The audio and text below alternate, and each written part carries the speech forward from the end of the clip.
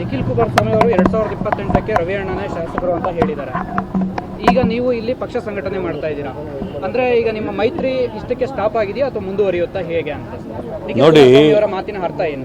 2023ರಲ್ಲಿ NDA ಜೊತೆ ಕೈ ಜೋಡಿಸಿ ಕುಮಾರಸ್ವಾಮಿ ದೇವೇಗೌಡರು ಏನಾದ್ರೂ ಇಲ್ಲಿ ಎಲೆಕ್ಷನ್ ಮಾಡಿದಿದ್ರೆ ಕಾಂಗ್ರೆಸ್ ಧೂಳಿಪಟ ಆಗೋದು.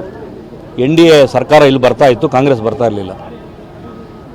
ಏನು ಎಲೆಕ್ಷನ್ ಆದಮೇಲೆ ಅವರಿಗೆ ಜ್ಞಾನೋದಯ ಆಯಿತು, ಗೊತ್ತಾಯಿತು ಮೋದಿಯವರ ನಾಯಕತ್ವ, BJP ಪಕ್ಷ ಸಿದ್ಧಾಂತ ಸೇರಿ ಇವತ್ತು ಅವರು NDA ಜೊತೆ ಸೇರಿ ಇವತ್ತು ಕುಮಾರಸ್ವಾಮಿಯವರು ಕೂಡ ದೇಶದಲ್ಲಿ 5 ಸ್ಥಾನ ಗೌರವವಾಗಿ ಇವತ್ತು ಮೋದಿಯವರು ಕೊಟ್ಟಿದ್ದಾರೆ.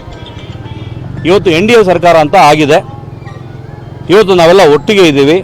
ಮುಂದಿನ ಬರೋ ಚುನಾವಣೆಗಳು ಜಿಲ್ಲಾ ಪಂಚಾಯತು, ತಾಲೂಕು ಪಂಚಾಯತು, ಗ್ರಾಮ ಪಂಚಾಯತಿ ಇರ್ಬೋದು, ನಗರಸಭೆ ಇರತಕ್ಕಂಥದ್ದು ಯಾವ ಥರ ಮಾಡಬೇಕಂತ ಆದೇಶದ ಮೇರೆಗೆ ನಾವು ಎಲೆಕ್ಷನ್ ಮಾಡ್ತೀವಿ. ಮುಂಬರುವ ಒಂದು ವಿಧಾನಸಭಾ ಎಲೆಕ್ಷನ್ NDA ಮುಂದುವರಿಸಿದ್ರೆ ಹೈಕಮಾಂಡಲ್ಲಿ ತೀರ್ಮಾನ ಮಾಡ್ತಕ್ಕಂಥದ್ದನ್ನು ನಾವು ತಲೆಬಾಗಬೇಕು.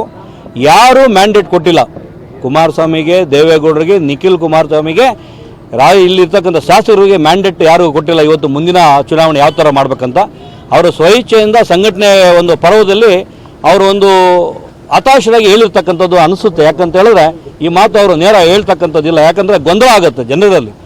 BJP ಪಕ್ಷ ದೊಡ್ಡ ಪಕ್ಷ ದೇಶದಲ್ಲಿ, ನಮ್ಮ ರಾಜ್ಯದಲ್ಲಿ ಕೂಡ ದೊಡ್ಡ ಪಕ್ಷ ಆಗಿದೆ. ಇವತ್ತು ಕಾಂಗ್ರೆಸ್ಗೆ ತೊಡೆ ತಟ್ಟತಕ್ಕಂಥ ಪಕ್ಷ ಯಾವತ್ತಿದ್ರು BJP. ಇವತ್ತು ಇದು BJPಯಲ್ಲಿರ್ತಕ್ಕಂಥ ಒಂದು ಕಾರ್ಯಕರ್ತರಿಗೆ, ನಾಯಕರಿಗೆ, ವೋಟರ್ಸ್ಗೆ ಇದೊಂದು ಗೊಂದಲ ತರ್ತದೆ.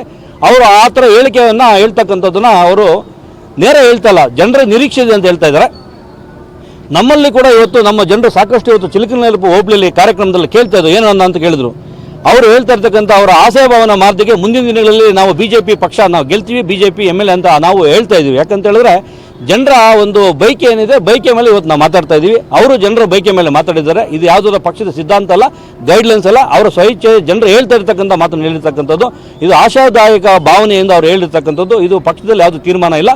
ಮುಂದಿನ ದಿನಗಳಲ್ಲಿ ತುಂಬ ದೂರ ಇರತಕ್ಕಂಥದ್ದು ಎಲೆಕ್ಷನ್ ಅದು. ಆಮೇಲೆ ಏನು NDA ಪಕ್ಷದಲ್ಲಿ ತೀರ್ಮಾನ ಆಗುತ್ತೆ, ನಮ್ಮ ರಾಷ್ಟ್ರದ ನಾಯಕರು, ರಾಜ್ಯದ ನಾಯಕರು ಏನು ಹೇಳ್ತಾರೋ ಅದ್ರ ತೀರ್ಮಾನದ ಮೇಲೆಗೆ ಎಲೆಕ್ಷನ್ ಆಗ್ತಕ್ಕಂಥದ್ದು.